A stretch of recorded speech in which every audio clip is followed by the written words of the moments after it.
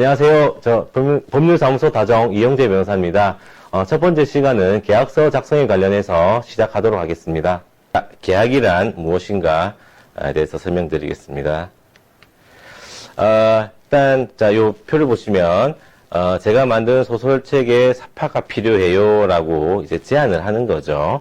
그래서 사파가는 저는 그림을 잘 그려요. 1페이지당 20만 원 대신 1페이지당 20만 원이 필요하다. 그런데 나는 1페이지당 10만 원이 좋겠어요. 라고 서로 제안과 수용의 과정이 나타나는 것이죠. 그래서 계약이라는 것은, 당사자가 서로 대립하는 의사표시가, 합치함으로써 이루어지는, 법률행위입니다.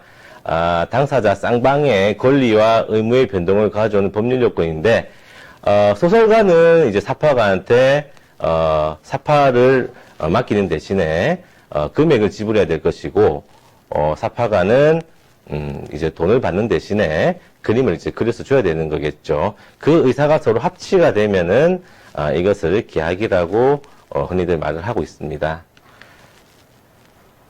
자, 계약의 요건이 무엇인지 좀 살펴보도록 하겠습니다. 일단은 아까 말씀드린 것처럼 합의가 있어야 되겠죠. 서로 이제 대립하는 당사자의 의사가, 하나의 의사로 이제 합치가 돼야 된다는 것이죠. 제일 처음에는 이제 10만 원을 요구를 했었고, 사파가는, 나는 20만 원이 필요하다. 그 과정에서 서로 주장만 하다 보면은 계약이 결렬이 되겠죠. 대신에 뭐 15만 원으로 합의를 한다든가, 아니면은 뭐 10만 원으로 합의를 한다든가, 20만 원으로 합의를 한다든가, 어쨌든 양 당사자 간에 일치된 의사가 필요하긴 합니다.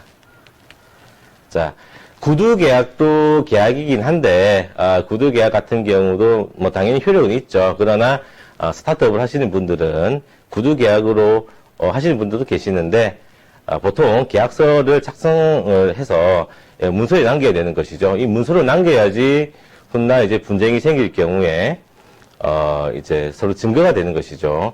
구두계약으로 하게 된다면은, 구두계약도 계약이기 때문에, 효과는 있지만 입증하기가 쉽지가 않기 때문에 뭐 녹음, 녹취 혹은 뭐 카카오톡이나 문자 같은 내용 이런 자료들로 증거를 제출하게 되는데 그 경우 이제 증거 수집이 굉장히 어렵기 때문에 반드시 계약을 하실 때에는 계약서를 작성하는 것이 원칙일 것입니다.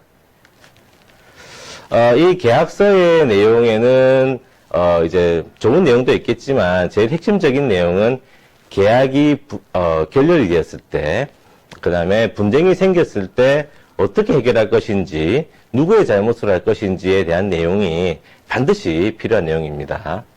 자, 다시 한번 보겠습니다.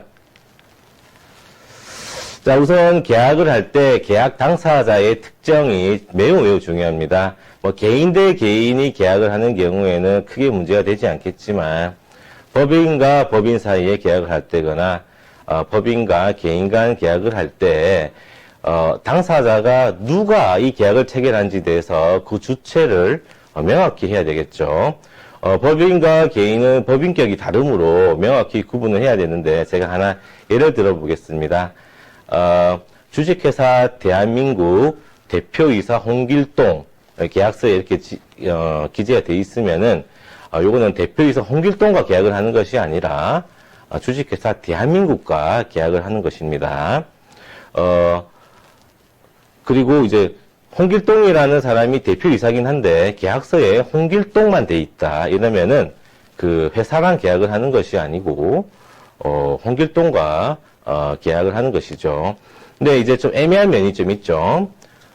주식회사 대한민국 대표이사 홍길동으로 되어 있고 도장을 법인 주식회사 대한민국 법인 도장이 아닌, 대표이사 개인 도장으로 찍히는 경우가 있습니다. 이 경우에는 과연 어떻게, 누구랑 내가 계약을 맺었는지에 대해서 굉장히 애매한 문제가 생기는 것이죠.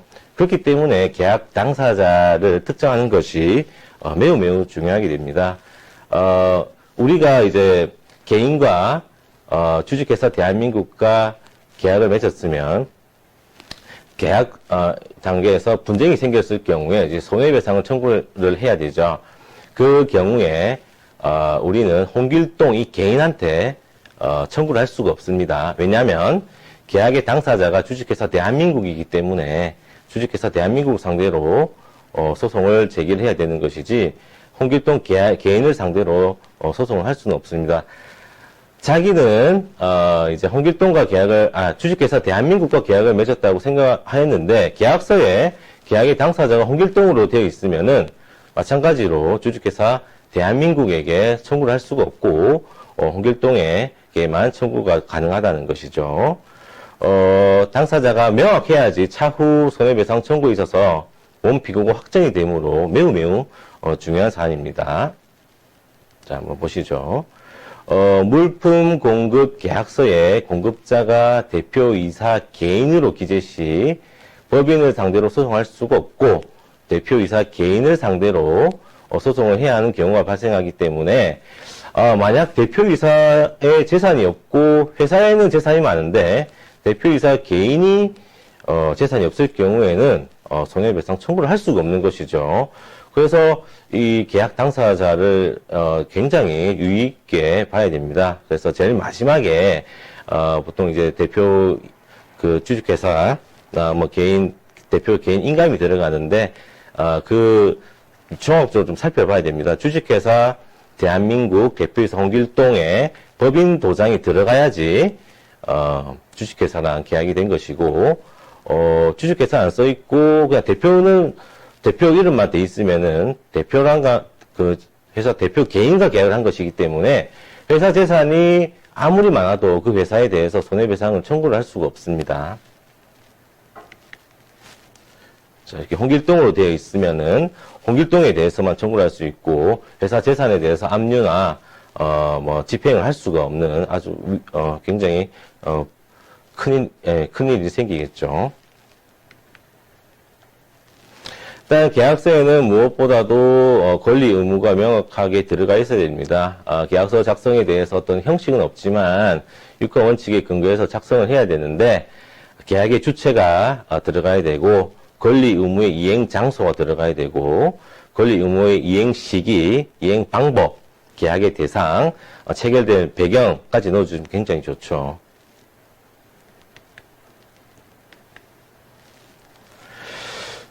계약이 잘 이행되면은 아무 문제가 없겠죠. 근데 우리가 계약서를 작성하는 것은 계약이 불이행이 됐을 경우에 해결을 어떻게 해야 되는지에 대해서 명확하기 위해서 보통 계약서를 작성하게 돼 있죠.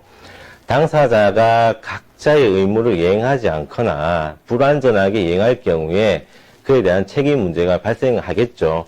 예를 들어서 소프트웨어 용역 계약을 맺었는데 금액을 지불했음에도 불구하고 소프트웨어가 제대로 작동하지 않게 되거나 아니면은 납기일을 훨씬 넘겨서 납품한 경우가 있겠죠.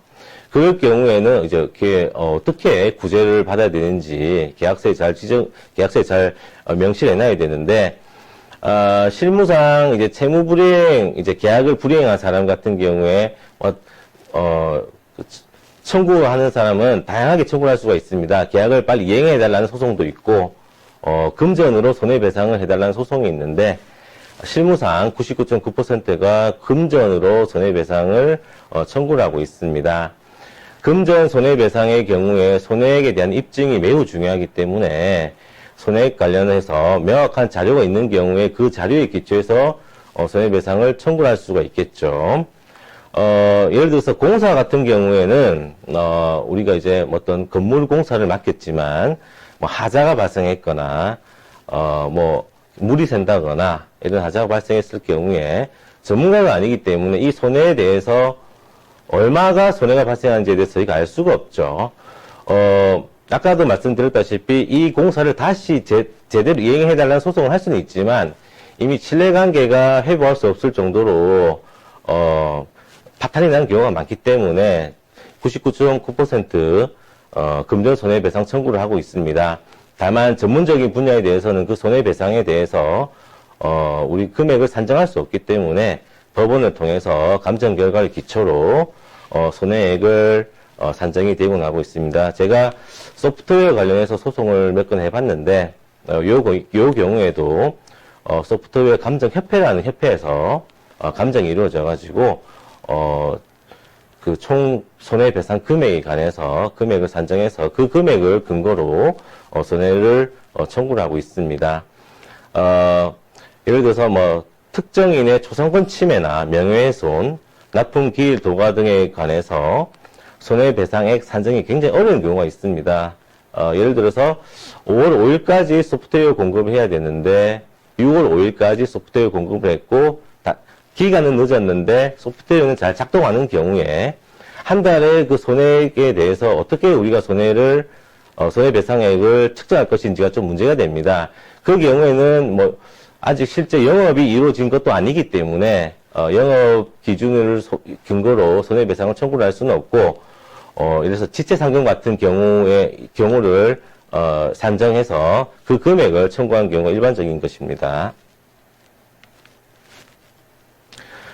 채무불이행 시 어떤 흐름으로 청구가 가능하냐면은 채권자가 이제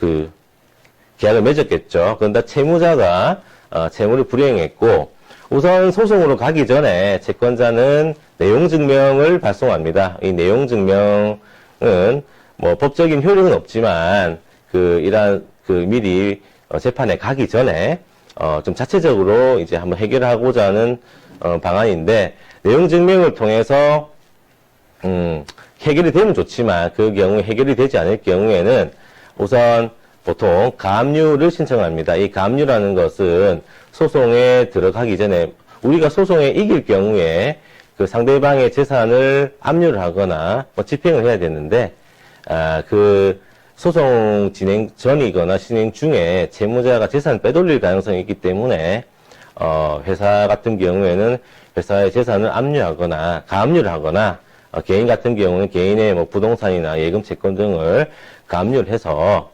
이제 소송을 하게 되는 거겠죠. 그래서 이제 가압류를 해놓고 독촉 절차 과정이 있고 민사소송 과정이 있는데 독촉 절차 같은 경우에는 명백하게 소송에서 이길 경우에 다툼의 여지가 없고 명백하게 이길 경우에 좀 간단한 절차로서 승소 판결을 받는 절차를 말하는 것입니다. 민사소송 같은 경우에는 좀 분쟁의 여지가 있고 상대방도 적극적으로 다툴 여지가 있을 경우에 민사소송을 통해서 소를 제기하게 되죠. 그래서 어쨌든 우리가 이기게 되면은 집행문을 부여받고 이 집행문이 있어야지 상대방 재산에 대해서 채권자가 압류를 하거나 집행할 수가 있는 것이죠. 만약 채무자의 뭐 재산이 없을 경우에 재산 명시 절차 이거는 채무자에게 재산이 무엇이 있냐라고 법원에서 명령을 내리게 되는 것이죠. 이 경우에 채무자는 자신의 재산 목록을 정확하게 기재를 해서 재판부에 제출하고 채권자는 그 재산을 기초로 이제 압류 절차가 들어가게 되는 것이죠. 그리고 스타트업을 하실 때 보통 이제 다른 업체와 함께 양해각서를 작성하는 것이 좀 일반적인 것입니다.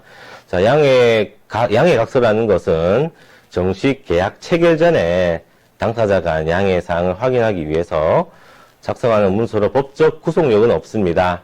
그러나 양해각서라 하더라도 법적 구속력이 있는 내용이 있으면 효력을 가지기 때문에 명시적으로 본 양해각서는 법적 구속력이 없다는 내용을 말미에 좀 표시를 해야 됩니다.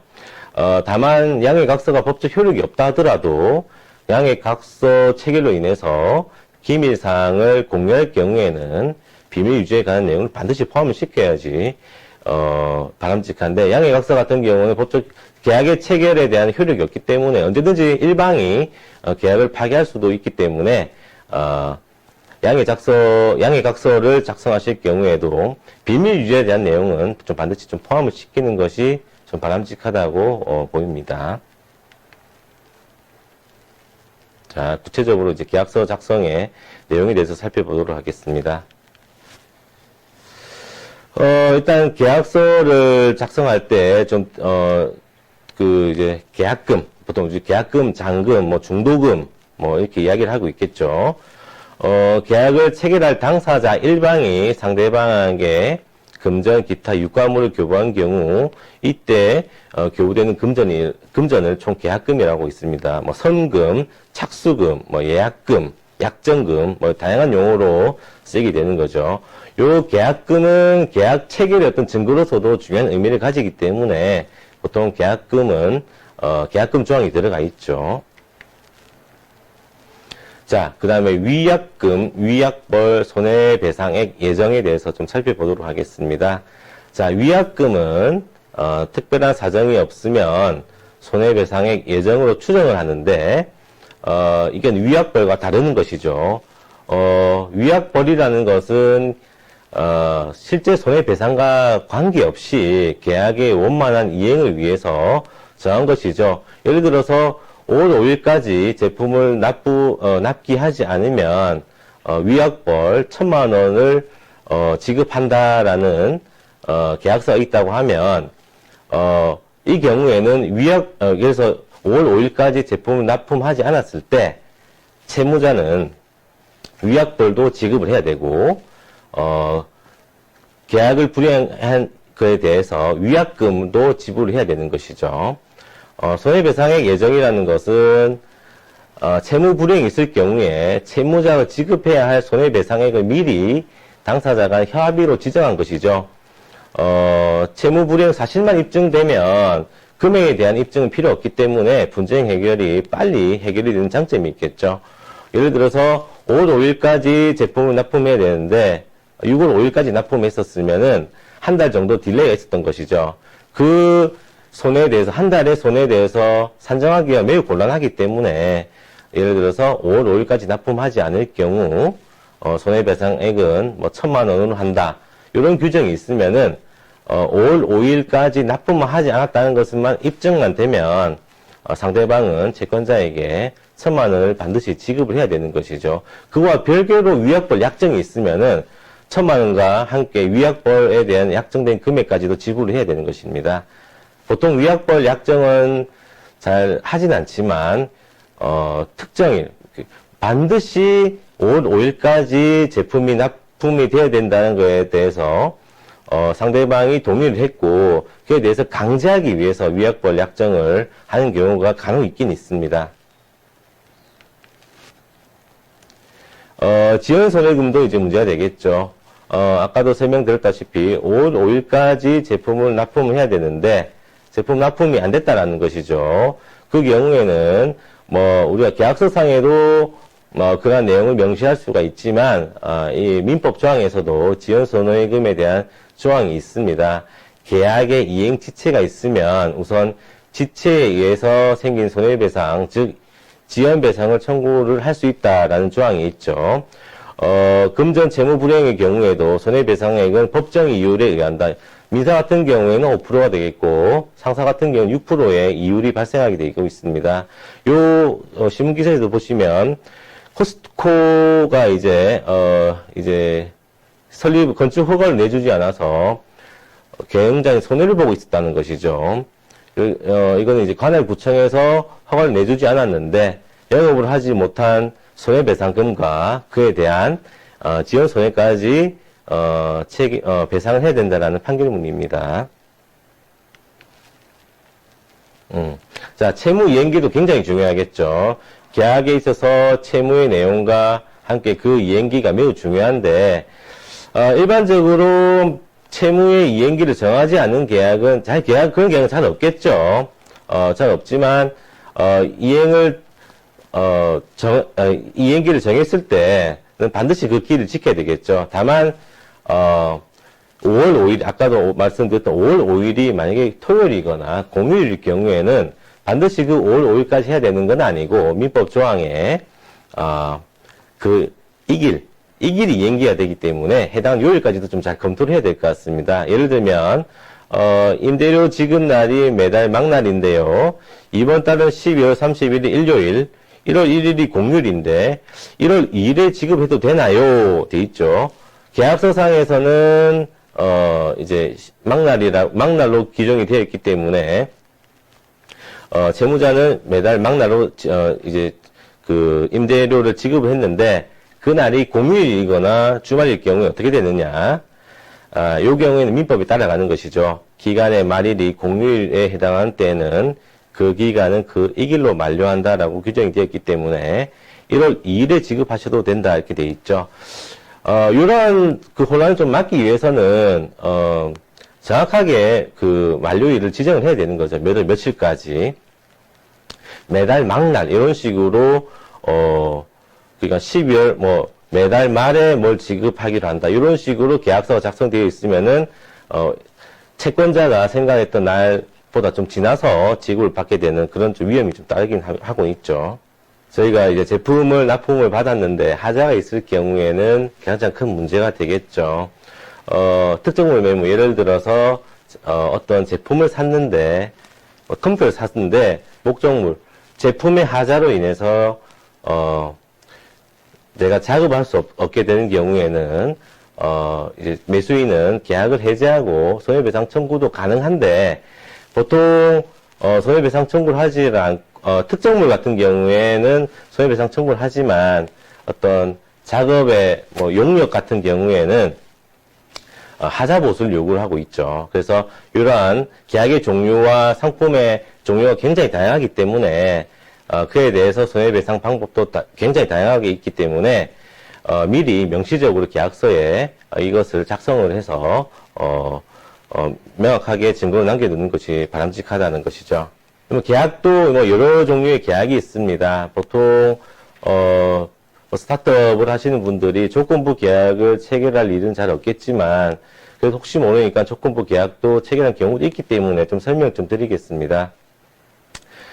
통상의 계약은 성립이 되면은 효력이 발생하게 되는 것이죠. 그 계약서를 작성하고 서로 이제 서명 날인을 하면은 그 효력이 발생이 되는 것인데 조건으로 계약의 효력 발생과 소멸을 다르게 약정이 가능한 계약도 체결이 가능합니다. 계약의 효력 발생 및 소멸 시기는 중요하기 때문에 명확히 규정을 해야 되는데 예를 들어서 장래를 향한 계약이 있는데 정지조건부 계약과 시기부 계약이 있습니다. 자, 이제 목재 매매 계약서인데 매도인은 갑은 을에게 몇월 며칠 목재를 매도하고 을은 이를 매수하여 갑에게 그 대금으로 뭐 지급을 한다. 같은 날 매매 목적물이 을이 지정한 장소에 도착한 날에 이를 인도하고 뭐 대금을 지급한다. 자, 이 계약은 목적물이 무사히 장소에 도착할 것을 정지 조건으로 그 효력을 발생한다라고 되어 있다는 것이죠. 이러한 계약 같은 경우에는 해외에서 물건이 이제 오고 있는데 그 물건이 뭐 풍랑을 맞아서 침몰한다거나 뭐 다른 그따 불가항력적인 사유로 일방이 그 목적물을 받지 못하는 경우가 생기겠죠. 미리 대금을 납부를 했고 중도금까지 다 지급한 상황에서 목적물이 불가항력적인 사유로 받지 못할 경우에는 채권자 입장에서는 굉장한 손해가 발생하기 때문에 물건을 정확하게 인도받는 조건으로 계약서의 효력이 발생하게 된다는 것이죠. 그 물건을 어떤 불가항력적인 이유로 받지 못했을 경우에는 이 계약서는 효력이 없기 때문에 미리 줬던 잔금과 계약금과 중도금 같은 경우는 돌려받을 수가 있겠죠. 계약의 효력이 없기 때문에 그렇죠. 자, 계약의 자동 연장에 대해서 또 좀 설명 좀 드리겠습니다. 계약은 계약 기간이 만료됨으로써 종료되는 것이 원칙인 것이죠. 그러나 계약 기간이 약정된 경우라도 특별한 사정이 없는 한 그 계약을 그대로 유지하는 것이 양 당사자에게 유리한 경우에 종전 계약을 그대로 유지하는 자동 갱신 조항이 있다는 것이죠. 이러한 경우 같은 경우에는 보통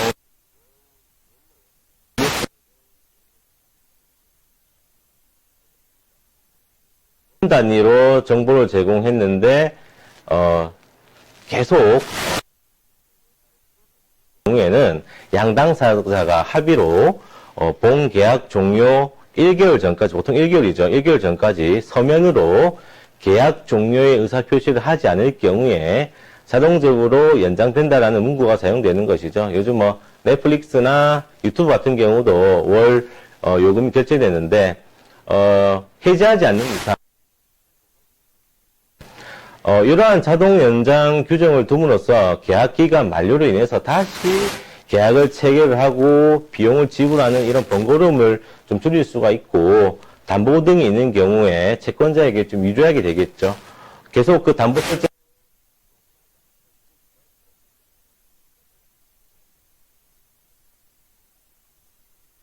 자, 그다음 손해배상금에 대해서도 좀 설명 좀 드리겠습니다. 결국 계약이 이행되지 않고 분쟁이 시작이 됐을 경우에는 금전 청구, 돈으로 이제 보통 민사 소송을 하게 되는데 제일 중요한 게 손해배상금이겠죠. 예를 들어서 이런 경우가 있죠. 우리는 5월 5일까지 이 프로그램이 납품되기를 원했었고, 그것을 당신네들이 계약 날짜를 어겼기 때문에 우리는 손해를 받고, 그로 인해 가지고 우리가 벌 수 있었던 더 많은 이익을 얻지 못했기 때문에 그러한 이익까지도 우리가 손해배상을 청구를 하겠다. 뭐 일반 법률적으로 지식이 없는 분들은 당연히 그렇게 청구를 해야 되지 않느냐라고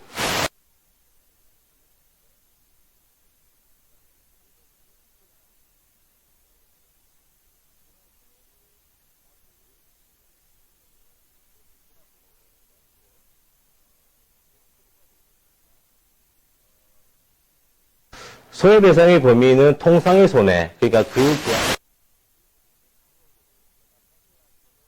할 수 있고, 그 이상의 어떤 무형적인 손해에 대한 청구는 특별손해이기 때문에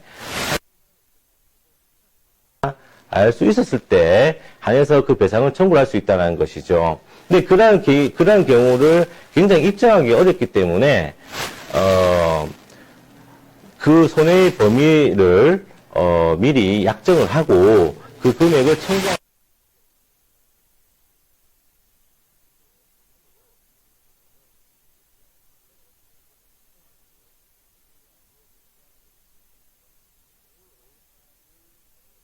납품하지 않으면 말씀드렸다시피 손해배상을 청구를 할 수 있다라는 조항만 두시면은 일단 채무자가 5월 5일까지 납품하지 않았다는 내용만 입증만 하시면 그 조항을 근거로 손해배상을 청구할 수 있기 때문에 매우 중요한 내용이죠. 분쟁의 관할에 관해서도 좀 중요한 내용이 있습니다. 관할이라는 것은 재판 관할을 말하는 것이죠. 계약을 체결할 때 보통 이런 내용을 잘 명시하지 않는 분들이 많은데, 재판의 관할을 어디로 할 것인가를 기재를 해서 실제 분쟁이 발생할 경우에 해당 재판 지역에서 해결을 시도할 수가 있다는 것이죠. 채권자는 서울에 살고 채무자는 부산에 사는 경우에 어디다 소송을 제기할 수 있을까요? 서울에서도 제기할 수도 있고 부산에서도 제기할 수가 있습니다. 둘 다 관할지가 있기 때문이죠. 그렇기 때문에 문제가 생기죠. 부산에 있는 사람은 서울에 가서 계속 재판을 해야 되는 불상사가 생기기 때문에 이러한 것을 합의로서 정할 수가 있습니다. 예를 들어서 채권자는 사는 경우에 당사자가 합의로 분쟁이 생겼을 경우에 대전지방법원이 관할로 한다라고 지정을 하면은 할지라도 대전에서 재판을 할 수가 있다는 것이죠. 그러한 조항이 있음에도 불구하고 일방 당사자가 자기 주소지, 보통 자기 집 근처에서 하겠죠. 부산이나 서울에 소를 제기했을 경우에는 그 재판부에 계약서를 제출하고 이 재판의 관할은 대전이기 때문에 대전에서 재판을 하겠습니다라고 하면 소송이 대전에서 이송이 돼버리는 것이죠.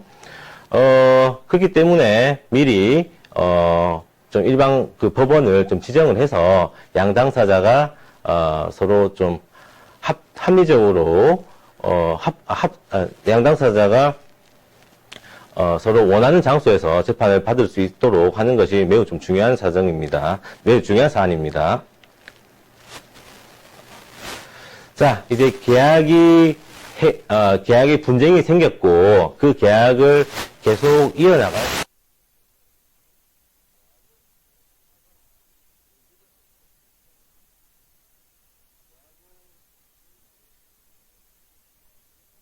쭉 이어져 나가다가 중도에 것이죠. 그렇기 때문에 기존까지 해왔던 내용은 유효하고 미래, 장래를 향해서는 효력이 없게 되는 것이기 때문에 기존까지 해왔던 작업이나 용역에 대해서는 지불을 해야 됩니다. 그러나 계약이 해제해야 된다는 것은 애초에 무효로 돌리는 것이기 때문에 서로 원상회복 의무가 있다는 것이죠. 결국 어떤 내용이냐면은 돈은 이제 채무자는 채권자에게 다시 돈을 지급하고 채권자는 채무자에게 받았던 결과물을 그대로 다시 반납을 하게 된다는 것이죠. 이러한 거에 대해서 우리 민법상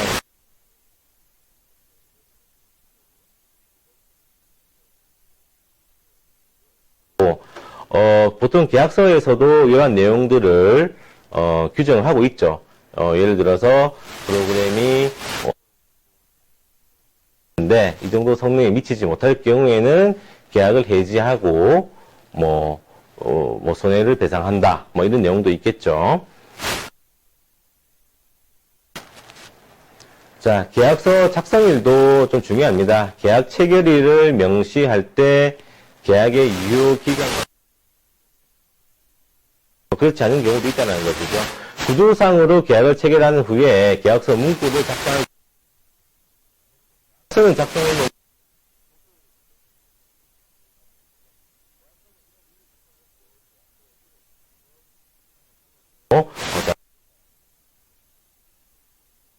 계약서 작성일과 효력 발생일이 다르고 계약 당사자 쌍방 이외의 제3자가 이 계약과 연결된 경우에는 동계약서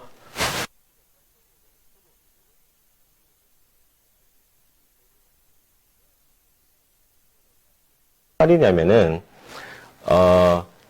양 당사자 간의 채권 채무 관계면은 이런 일이 발생하지 않겠지만 이 채무자가 또 다른 제3자와 이 계약을 위해서 또 계약을 체결한 경우가 있다는 것이죠. 그 경우에 이 계약과 이 계약은 별개의 계약이기 때문에 예를 들어서 이 계약 애초 채권자 채무자의 계약이 효력이 발생하지 않았다라 제3자가 손해를 볼 수 있기 때문에 이러한 계약서는 계약의 효력 발생일을 명시적으로 제3자가 손해에 대해서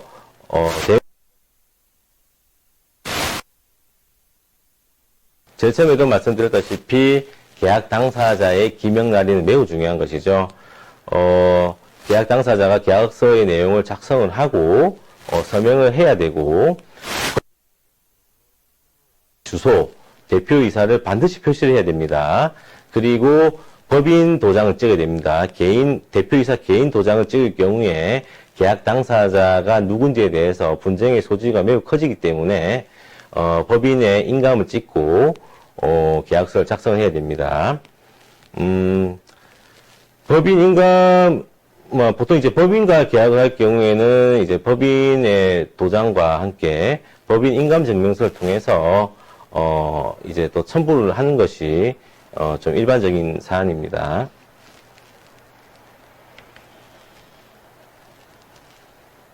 자, 구두계약에 대해서도 아까 제가 간략하게 설명 좀 드렸지만 효력이 있습니다. 구두계약도 효력이 있고 계약의 방식에는 제한이 없기 때문에 구두계약도 효력이 있고 이걸로 인해서 많은 분쟁이 발생하긴 하죠.